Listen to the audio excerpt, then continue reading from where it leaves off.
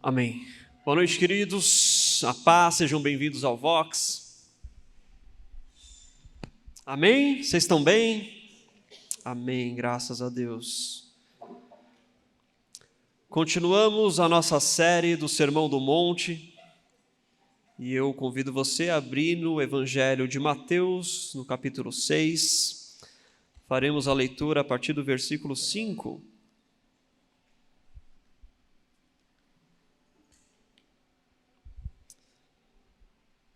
Nós já tivemos, acho que umas 14 ou 15 exposições do Sermão do Monte. Nós vamos continuar por mais algumas semanas esse sermão maravilhoso, o maior sermão da história, ensinado pelo maior pregador da história. Nós devemos dar devida atenção ao que Jesus nos diz nesses 3 capítulos do Evangelho de Mateus. Então, Mateus 6, a partir do versículo 5, amém? A palavra diz o seguinte: e quando vocês orarem, não sejam como os hipócritas. Eles gostam de ficar orando em pé nas sinagogas e nas esquinas, a fim de serem vistos pelos outros. Eu lhes asseguro que eles já receberam a sua plena recompensa. Mas quando você orar, vá para o seu quarto, feche a porta e ore ao seu pai, que está em secreto. Então seu pai que vê em secreto o recompensará. E quando orarem, não fiquem sempre repetindo a mesma coisa, como fazem os pagãos. Eles pensam que por muito falarem serão ouvidos. Não sejam iguais a eles, porque o seu pai sabe do que vocês precisam antes mesmo de o pedirem. Amém. Até aqui.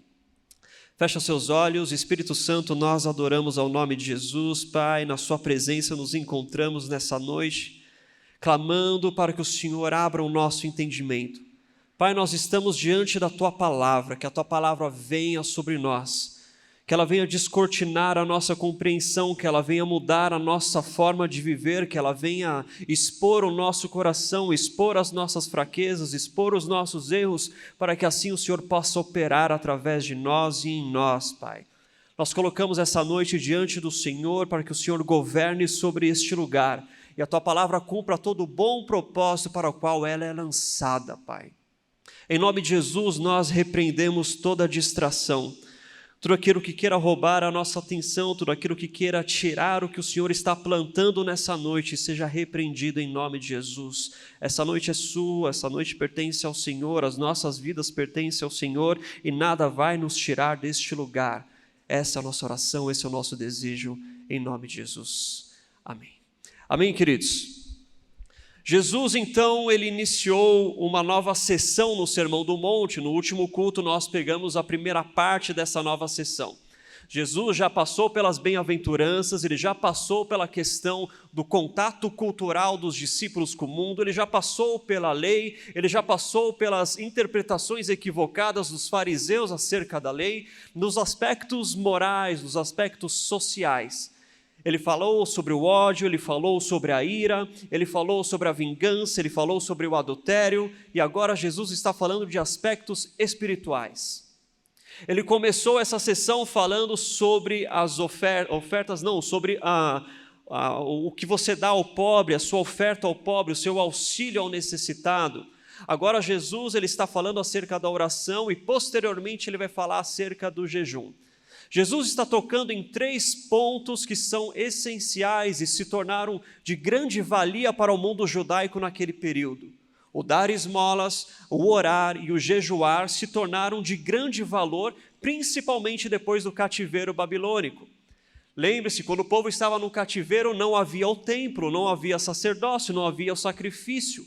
Como eles manteriam a sua identidade espiritual de um povo escolhido? Como eles podiam continuar praticando algo e oferecer algo ao seu Deus? Então, no período do cativeiro, esses 3 pontos se tornaram essenciais e de grande valia para o povo. Olha, nós estamos longe do templo, nós podemos orar, nós podemos ajudar o necessitado, nós podemos jejuar. E esses se tornaram exemplos e práticas espirituais de disciplinas que era o que aquele povo podia fazer naquele momento longe do templo. E Jesus está tocando nesses 3 pontos: o dar esmolas, a oração e mais para frente o jejum. Nos 3 pontos, Jesus ele sempre nos alerta: cuidado com a hipocrisia. Cuidado com a hipocrisia ao você praticar a sua espiritualidade. Cuidado com a hipocrisia ao você praticar os seus atos de piedade diante de Deus. Porque até mesmo as coisas boas, as coisas espirituais, quando feitas por um coração disposto ao mal, com um coração disposto à sua autopromoção, à sua autorreconhecimento, até mesmo as coisas boas podem ser corrompidas por um coração mau. É isso que Jesus nos fala, é isso que Jesus nos traz nesses 3 pontos. Quando Jesus fala de oração, queridos, a oração é o que nos restou do paraíso. A oração é o ato que nós podemos ter de contato com o Criador. É a maior proximidade que nós temos do que foi experimentado no paraíso, é através de uma vida de oração. É quando a criatura se dirige ao Criador e apresenta a Ele as suas aflições, as suas petições, as suas necessidades. A oração é o ponto mais alto que o homem pode chegar, é o contato com o divino, é o contato com o transcendente, é o contato com Deus, Criador e edificador de todas as coisas, é a criatura clamando ao Criador. A oração é algo maravilhoso. É uma disciplina que necessita fazer parte da vida do cristão. E Jesus fala que mesmo na oração, nós corremos o risco de pecar. Esse texto de Jesus, ele não expõe somente a hipocrisia dos fariseus, mas ele expõe também a dimensão, o alcance e o estrago que o pecado faz em nossas vidas. A exposição de Jesus nos mostra que mesmo o pecado, ele tem efeitos desastrosos até na sua oração. Nós achamos que o pecado, ele só vai acontecer quando nós estamos longe de Deus. Olha, eu não fui na igreja, poxa, caí em pecado. Olha, eu não orei. Olha, eu não jejuei. Olha, eu não li a Bíblia. E olha, o pecado veio sobre mim. Olha, faz tempo que eu me afastei do Senhor. Nós associamos que o pecado, nós estamos mais sujeitos ao pecado quando estamos distantes de Deus, mas Jesus fala que até mesmo na oração direcionada para Deus, pode haver ali o pecado do orgulho, do egoísmo, do ego, o desejo de se autopromover, o desejo de aparecer, o desejo de conquistar o olhar dos outros. O pecado nos segue e ele pode nos seguir até mesmo quando nós estamos diante de Deus, até mesmo em oração, até mesmo em jejum, até mesmo nessas disciplinas piedosas espirituais. Se nós não tomarmos cuidado, o pecado ali está. Jesus ele usa o termo hipócritas. Eu já conversei com vocês sobre isso no último culto. A palavra hipócrita, ela originalmente era usada para falar sobre os atores do teatro antigo. O hipócrita era um ator, é aquele que performava ser um outro, é aquele que se escondia atrás de uma maquiagem ou atrás de alguma máscara. Hipócrita era um termo para aquele que fingia ser um outro que não ele mesmo. E Jesus fala que existem religiosos piedosos que são hipócritas. Existem religiosos piedosos que oram, que levantam as mãos, que cantam, que pregam, que são hipócritas. Existem esses homens que mesmo na casa de Deus, mesmo diante de Deus, mesmo em uma comunidade de fé, eles podem viver em hipocrisia diante de Deus, buscando autopromoção, buscando a sua própria glória, buscando exaltar o seu próprio ego, buscando atrair olhares para que as pessoas olhem e falem: nossa, que homem de Deus ele é. O pecado ele continua presente no homem mau.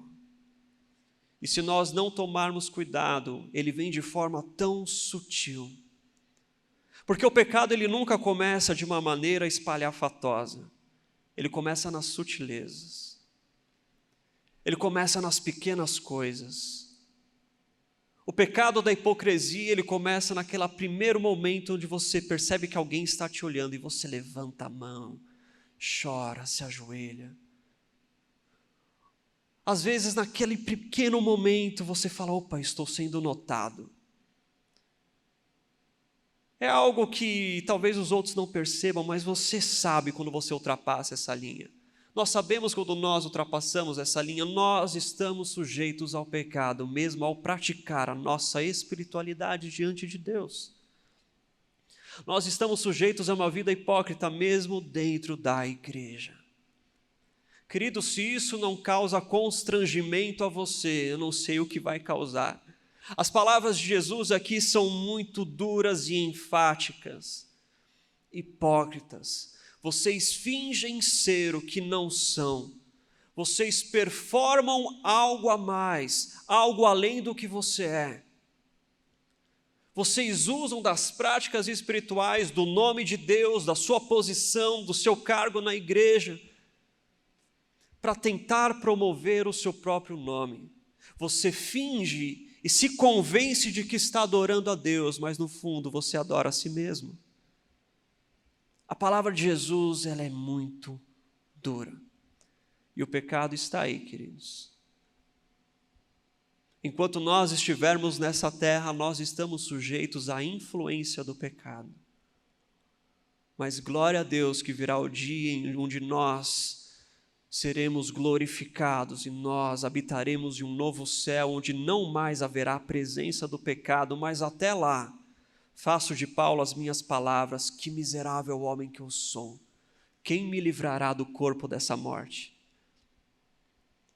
Jesus nos alerta que mesmo nas práticas espirituais, o pecado nos acompanha.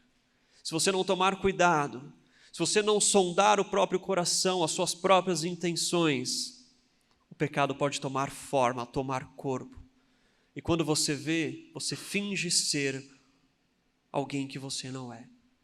Você performa algo à vista dos outros, mas por dentro, você continua sendo um homem longe de Deus, um homem mau. E Jesus nos traz isso. E aqui ele nos orienta e ele nos traz alguns conceitos sobre como nós devemos orar. Ele começa dizendo como nós não devemos orar.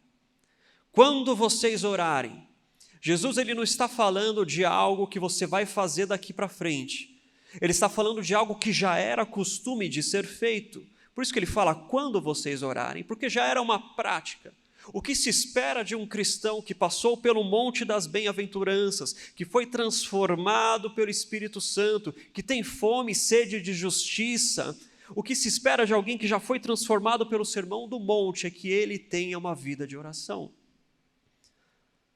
O que se espera de nós, discípulos, homens, mulheres transformados, nascidos de novo, regenerados, é que nós tenhamos uma vida de oração.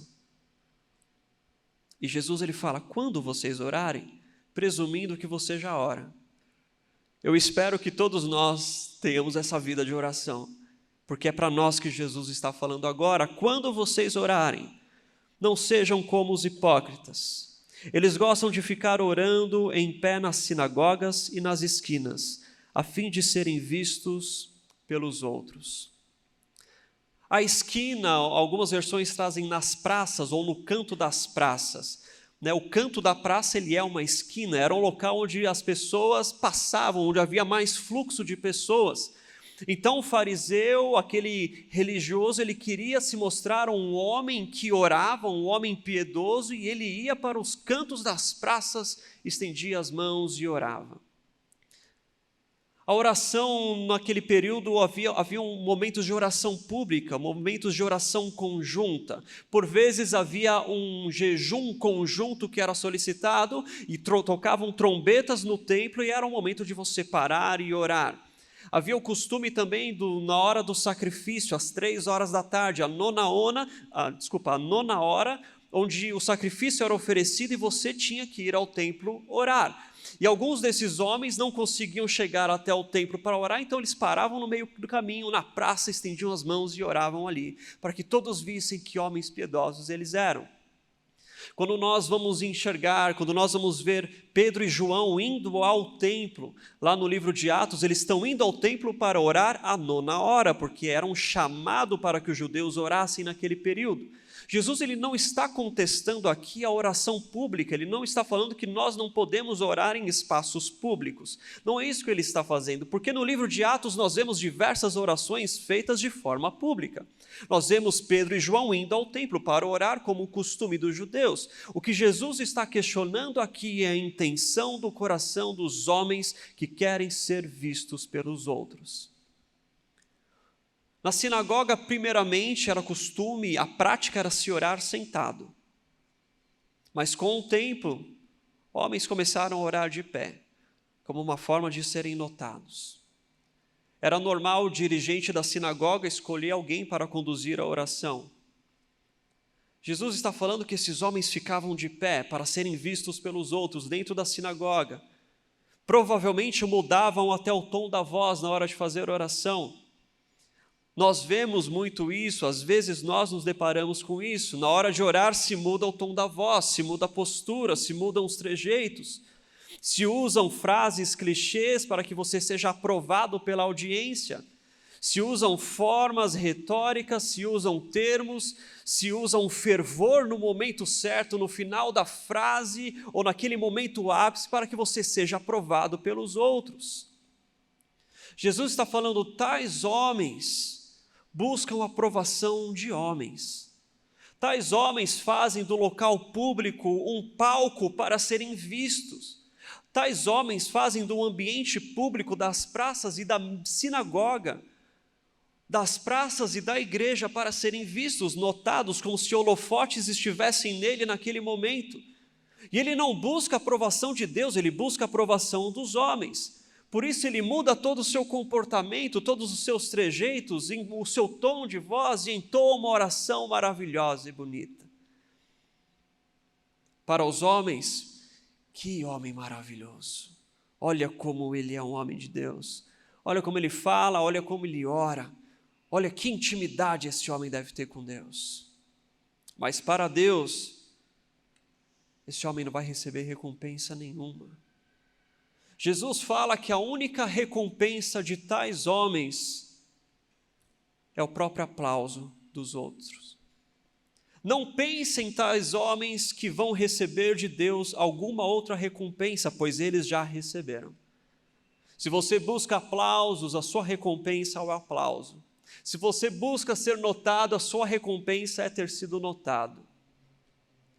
Homens que fazem da espiritualidade não para alcançar a Deus, mas para conquistar outros homens. Porque isso pode te trazer privilégios, isso pode trazer posições, isso pode trazer um glamour, isso pode trazer qualquer outra coisa mundana que alimenta o seu ego, que sacia a sua sede por egolatria, o seu orgulho, que te faz se sentir grande, que te faz se sentir honrado, que te faz se sentir bem. Não espere que você receberá outra recompensa, a não ser essa. Não espere que você vai receber de Deus alguma recompensa. Mais para frente, Jesus vai usar uma parábola, lá em Lucas 18. Jesus ele vai falar do fariseu e do publicano que vão orar no templo. O fariseu, por sua vez, fica de pé e fala, Deus, obrigado porque eu não sou um pecador. Obrigado, Pai, porque eu não sou que nem os outros. Obrigado, Pai, porque eu desvio do mal. Obrigado, Senhor, porque eu não infrinjo a sua lei. Obrigado, Deus, porque eu não sou que nem os outros que fraquejam na fé. Do outro lado, nós temos um publicano que nem levantar o rosto ele queria. Ele conseguia, ele batia no peito falando, Deus, tem misericórdia de mim. No meio desse cenário, Jesus fala de uma recompensa. E a recompensa era a justificação. E ela não foi dada porque ficou de pé e falou palavras bonitas e se colocou acima dos outros. Ela foi aquele homem que falou uma única frase e batia no peito. Jesus fala, esse daí voltou para casa justificado. O que falou bonito, o que falou alto, o que falou elegante, o que falou com fervor, o que ficou de pé, o que quis se mostrar, teve a sua outra recompensa, o aplauso. Às vezes ele foi notado pelos outros, não vai receber recompensa nenhuma. Não pense em tais homens que receberão de Deus alguma recompensa. Jesus, então, ele nos fala que nós não devemos ser como os hipócritas, como estes que fazem da sua piedade e buscam a autopromoção, que fazem da igreja, do palanque, do púlpito, talvez o seu momento de pregar, talvez o seu momento de cantar, de tocar um instrumento, talvez o seu momento de trazer um testemunho, como uma hora de se autopromover, a fim de que os outros olhem para ele e falam: que homem santo. Não pense tais homens que encontrarão recompensa. E Jesus agora ele nos orienta. Mas você, quando orar, vá para o seu quarto, feche a porta e ore ao seu Pai que está em secreto. Então o seu Pai que vem em secreto o recompensará. Jesus, mais uma vez, assim como ele faz ao longo de todo o Sermão do Monte, ele faz o uso de antítese.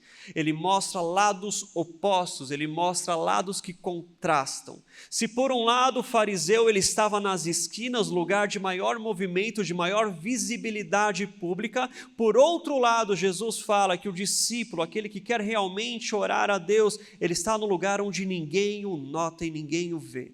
O lugar mais íntimo, o lugar onde ninguém percebe, onde ninguém entra, não é qualquer um que entra num quarto. E ele fala: olha, este daí que entra no quarto, que se tranca no quarto, esse que está longe da vista dos outros, esse homem que está num ambiente onde somente Deus o vê, esse homem deve ser você, quando orar. Jesus, ele nos mostra os dois contrastes. Um que buscava ser visto por homens, e outro que longe da vista dos homens era somente visto por Deus. É este homem, é esse tipo de coração, esse tipo de oração que eu espero de vocês. Jesus, ele não está fazendo um apelo sobre o local específico onde você vai orar, ele está fazendo o apelo da sinceridade do seu coração. Jesus, ele não está condenando uma oração pública, ele também não está falando que uma oração só será aceita se for feito dentro do quarto. Nós precisamos deixar isso claro, porque do contrário nós podemos criar pensamentos místicos acerca do quarto, da oração no quarto ou da oração no monte, do tipo, não, quando eu oro no quarto, a oração do quarto ela é atendida, se eu oro em outro lugar não é atendida, Deus só me ouve quando eu estou no quarto, Deus só me ouve quando eu estou no monte. Nós temos que tomar o cuidado para não criar um pensamento místico do local onde nós oramos, como se a combinação da oração e do local fosse garantia de resposta de Deus. Não é isso que Jesus está falando, não é isso que ele está enfatizando. O apelo de Jesus aqui é para a sinceridade do coração. Seja sincero quando você buscar a Deus e dirigir a sua palavra a Deus em oração, independente do ambiente. A oração do quarto não é mais eficaz do que a sua oração talvez no ônibus, porque o que importa não é o local, não é o lugar que faz a oração, mas é um coração genuíno, sincero, no local correto, que faz com que a nossa oração chegue aos ouvidos de Deus. Por isso, querido, às vezes o seu lugar secreto, o seu lugar de intimidade com Deus não é num quarto, às vezes é num ônibus, às vezes é na sua mesa de trabalho, às vezes é no metrô, independente do lugar onde você está, o que importa é a sinceridade do seu coração. É o desejo do seu coração de conversar com o Criador, de apresentar a Ele os seus pedidos, as suas dores, as suas lágrimas, as suas lutas. O que importa é onde o nosso coração está. A oração no quarto não faz com que ela seja automaticamente atendida. Não, peraí, deixa eu parar tudo porque ele está orando no quarto. Não. Ele está falando de uma oração genuína, sincera, com desejo correto, não desejo de ser visto, não desejo de ser notado, não uma busca por autoproclamação ou por autoidolatria, não, nada disso. Independente do lugar onde você ora, que você ore com sinceridade a Deus. apresente com sinceridade os seus pedidos a Deus.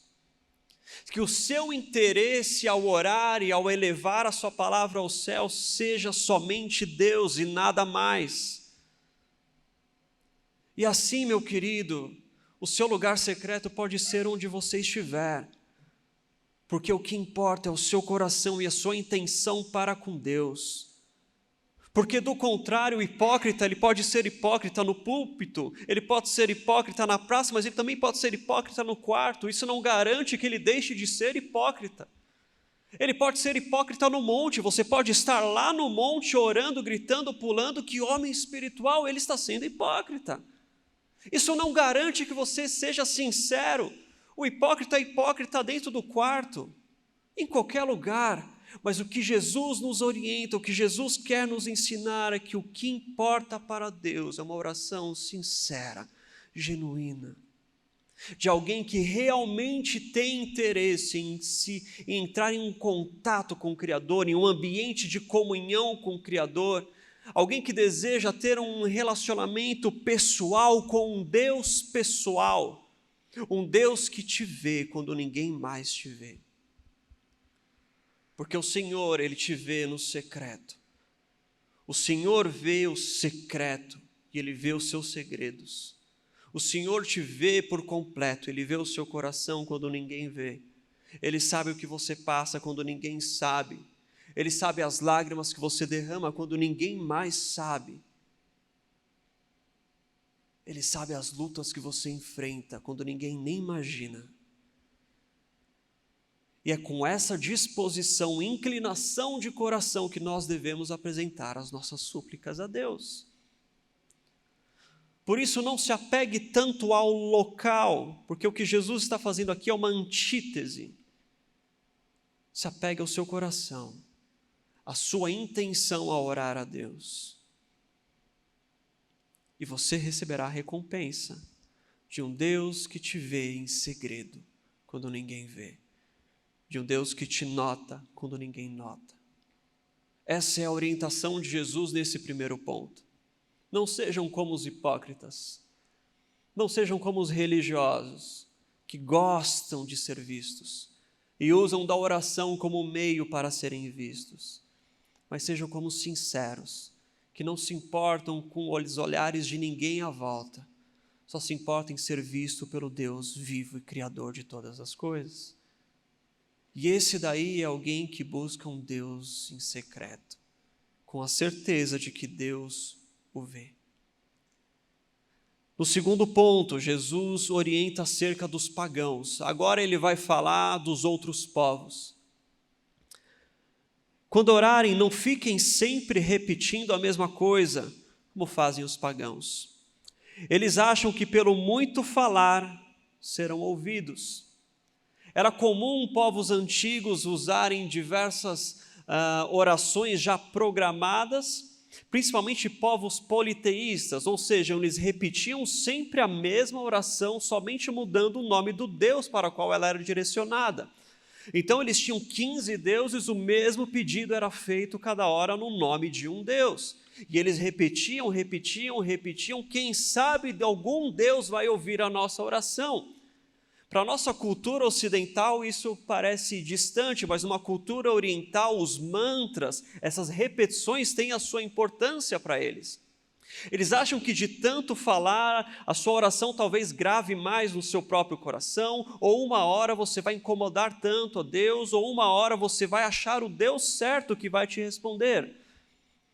Jesus agora ele vai nos orientar a nós não sermos que nem eles. E nós devemos ter cuidado, porque às vezes a própria oração do Pai Nosso, que Jesus vai ensinar mais à frente, nós usamos ela em vãs repetições. E se repete 3, 4, 5, 6 vezes o Pai Nosso. Nós devemos tomar o cuidado daquilo que Jesus está nos alertando aqui. Em Eclesiastes, capítulo 5, versículo 2, a palavra vai dizer que a sua boca não se precipite, nem se apresse o seu coração em pronunciar uma palavra diante de Deus, porque Deus está nos céus e você aqui na terra. Portanto, sejam poucas as suas palavras, Porque das muitas preocupações vêm os sonhos, e do muito falar, palavras tolas.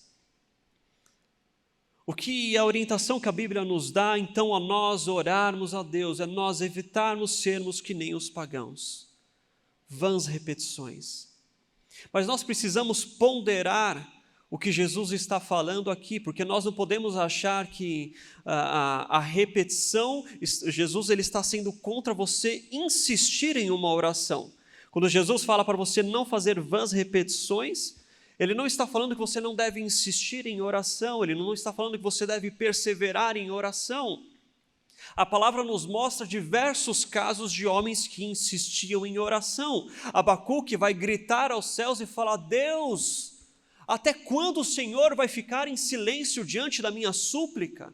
Nos Salmos nós veremos diversos salmos falando: Deus, ouve a minha oração. Senhor, onde o Senhor está, que o Senhor não ouve, que o Senhor não responde? Nós estudamos o livro de Jó, Jó faz mais de 35 súplicas ao céu. Deus, o Senhor não está vendo o meu sofrimento, a minha dor, a minha aflição. Jesus ele não está falando que nós não devemos insistir em oração. Mais para frente, no capítulo 7 do próprio Sermão do Monte, ele vai falar: pedindo, receberá, buscando, achará, batendo a porta se abrirá. Jesus ele fala do persistir, em perseverar em oração. Isso é diferente de uma vã repetição. A vã repetição é uma oração programada de palavras vazias, de palavras despidas de sentido, ou de uma real devoção, ou de uma sinceridade, de um desejo genuíno. São simplesmente palavras lançadas ao vento. E palavras de orações longas, orações muito longas. Tais homens acham que pelo muito falar, quanto mais eu falar com Deus, quanto mais eu falar, quanto mais longa for a minha oração. Jesus ele não está falando que nós não devemos perseverar, nós devemos perseverar. Mesmo quando nós não obtemos resposta de Deus. Porque até mesmo o silêncio de Deus é pedagogo. O silêncio de Deus nos ensina. Até mesmo o silêncio de Deus nos ensina a confiar.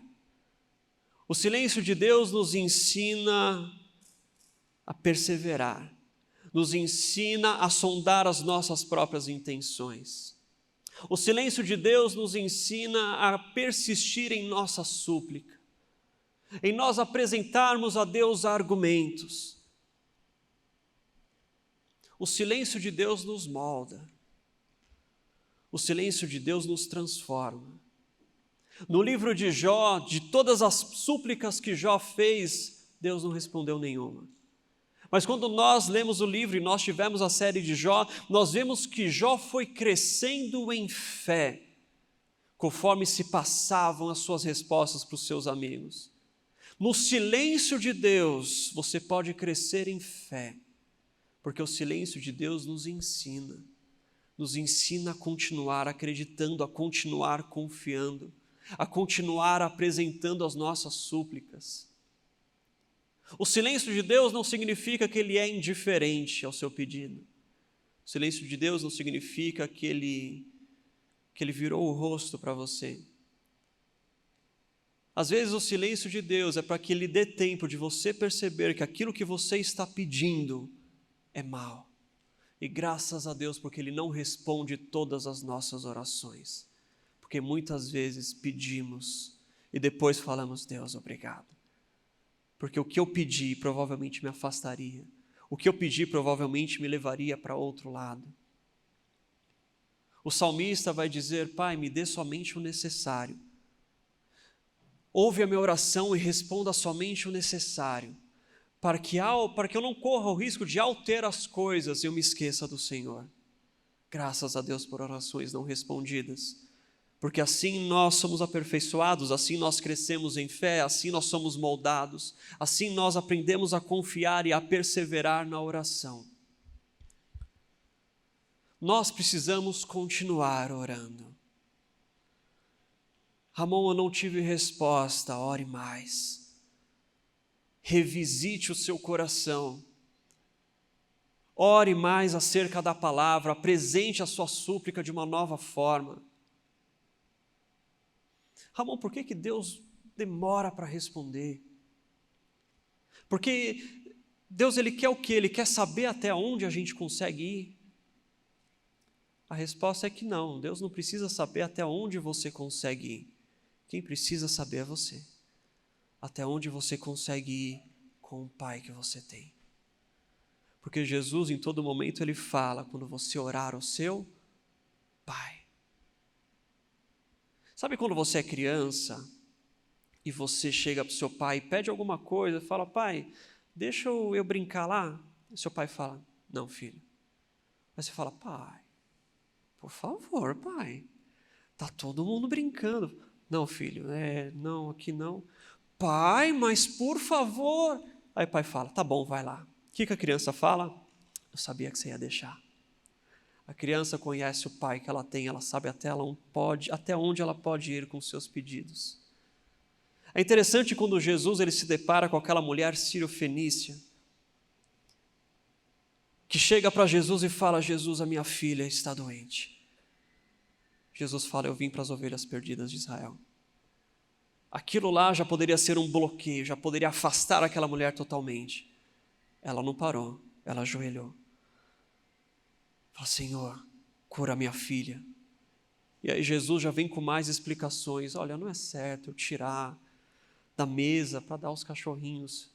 Aquela mulher persevera. Até os cachorrinhos, Jesus, comem das migalhas.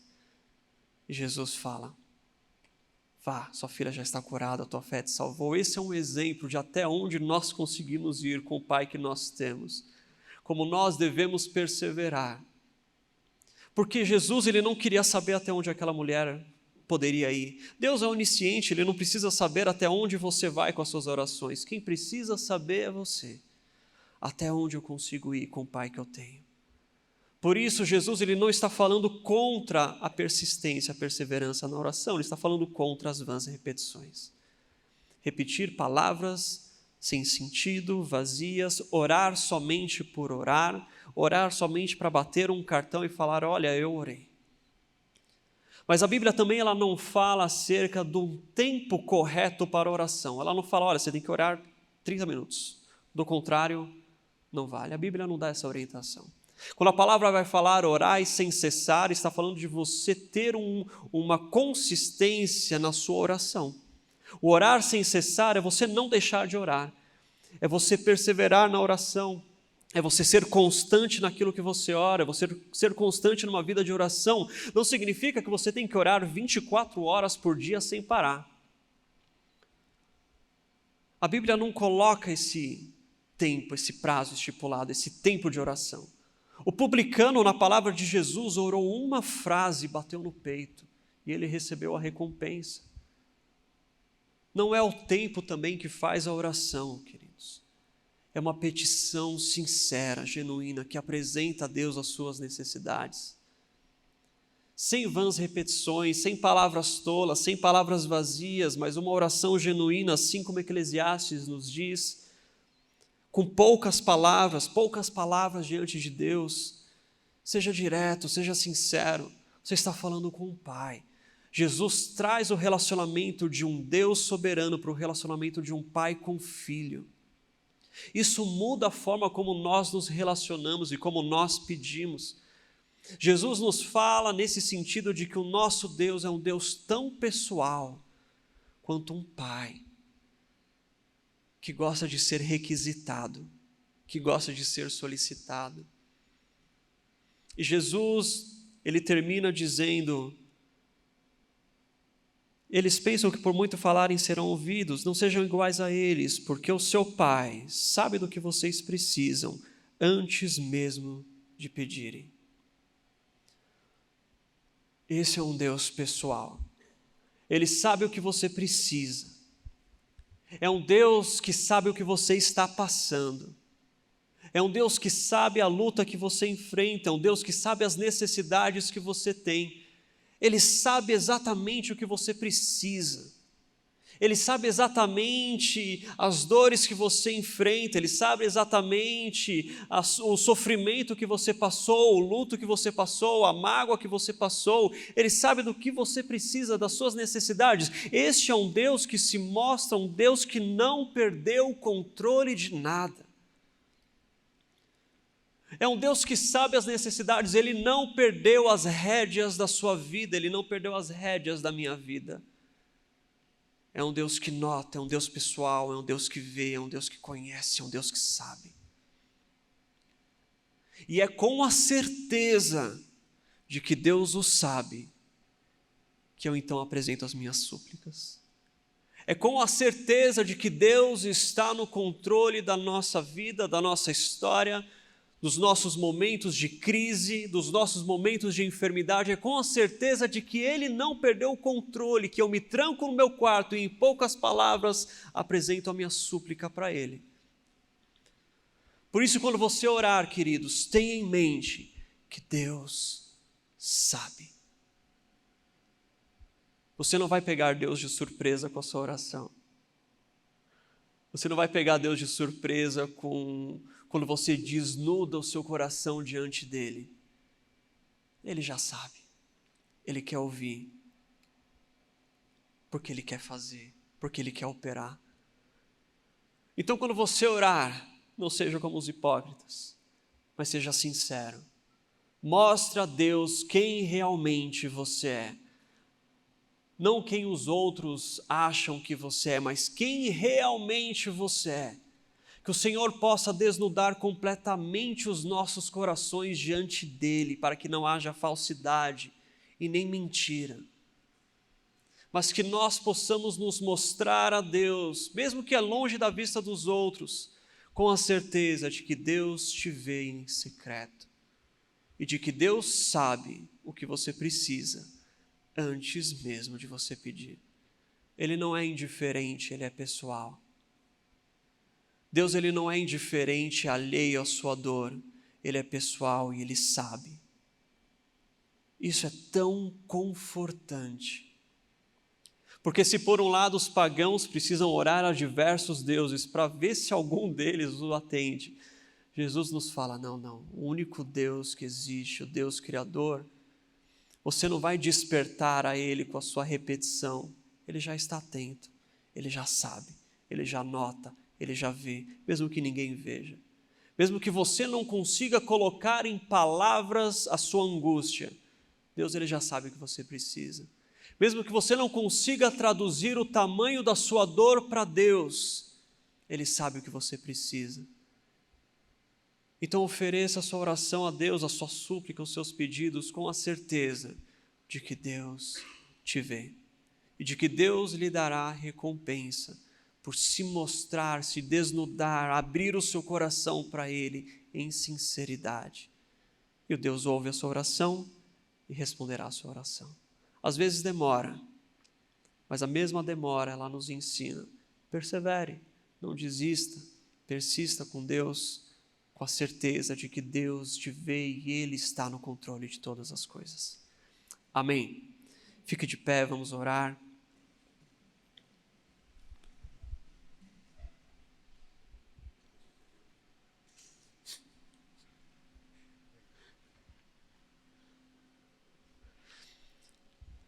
Pai, nós nos apresentamos diante de Ti, Pai. Nós apresentamos os nossos corações aflitos diante de Ti. Nós apresentamos, Senhor, as nossas dores diante de Ti, as nossas feridas, as nossas mágoas, nós apresentamos o nosso coração desnudado diante de Ti, Pai, porque nós sabemos que o Senhor enxerga como Ele é. Perdoa as vezes, Pai, em que nós fomos hipócritas. Perdoa as vezes, Pai, em que nós fingirmos ser alguém que não somos. Perdoa as vezes, Pai, em que nós trocamos a comunhão do Deus vivo, Senhor, pelos olhares dos homens mortais. Perdoa as vezes que nós trocamos, Senhor, a comunhão do Espírito Santo e a comunhão com Deus Criador, simplesmente pelo interesse de ser visto, notado, honrado e falado pelos homens, Pai. Perdoa as vezes quando nós preferimos os homens do que o olhar de Deus. Perdoa as vezes em que nós nos desviamos, Senhor, do sentido correto e do propósito correto de uma comunhão plena contigo, Pai.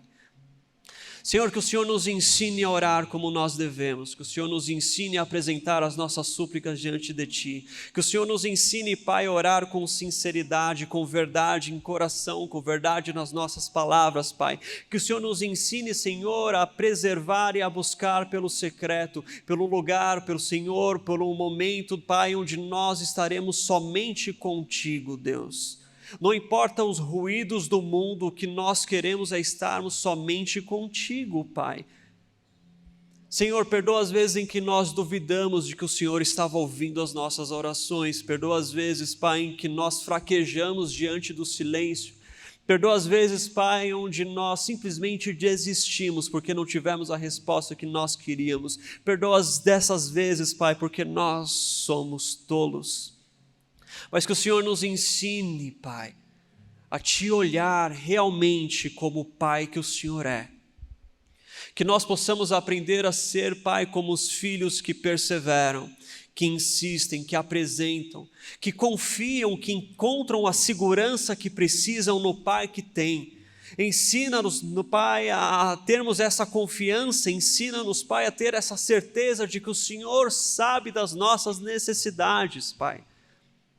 De que o Senhor nos vê em nossa luta, em nossa dor, em nossa aflição, em nossa angústia. O Senhor vê, o Senhor sabe, Pai. Que nós possamos apresentar as nossas súplicas de forma sincera e genuína, e a recompensa que nós vamos receber de Ti é simplesmente a certeza de um Deus que ordena e controla todas as coisas, e não há lugar de maior segurança onde nós podemos estar. Ensina-nos, Pai, a orar como deve ser. Ensina-nos a Te enxergar como o Pai que o Senhor é, Pai. É isso que nós Te pedimos, é assim que nós oramos, Pai, que essa palavra que o Senhor nos trouxe continue a ecoar em nossos corações, Pai. Continue, Senhor, a falar em nosso espírito, continue a nos convencer, continue a nos guiar por um caminho de maior santidade, continue a nos guiar por um caminho de maior intimidade, Pai. É o que eu Te peço em nome de Jesus. Essa palavra, ela não termina aqui, Pai, porque a palavra do Senhor, ela não cessa, ela ecoa, ela fala, ela constrange, ela continua a transformar, Pai. Os efeitos dela são imparáveis, e que em nome de Jesus, essa palavra que o Senhor nos trouxe, continue a nos tocar e a nos transformar, Pai. É o que nós Te pedimos, em nome do Senhor Jesus, amém.